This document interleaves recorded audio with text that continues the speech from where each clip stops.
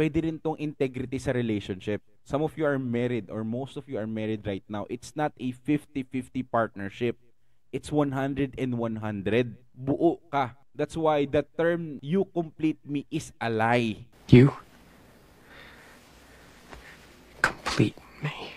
No one can complete you because you will never be satisfied. Satisfaction comes from within. You need to be whole. You need to be intact. People are always saying, integrity, kailangan may integrity, dan di ka nadadaya. Paano yun? The true meaning of integrity is buo ka. Wala kang butas. Hindi ka masusway ng pera, ng pandaraya, ng sin ng mundo because you are intact. Buo ka na. Integrity is integer. A number that is not a fraction, a whole number. So, hindi mo na kailangan ng ibang tao, ibang bagay sa mundo para maging buo ka. Lahat ng gagawin mo, apektado ang pangalan mo, reputasyon mo, reputasyon nanay at tatay mo. So, make sure na kapag binanggit nila yung pangalan mo, may integrity kasunod nito. Madaling kumita ng pera. Pero yung maging maayos yung pangalan mo sa ibang tao, yun ang dapat wino-work out natin. Again, it's not an easy path, but once you decided that I will do this business with integrity, yun ang maalala ng tao sa'yo. You complete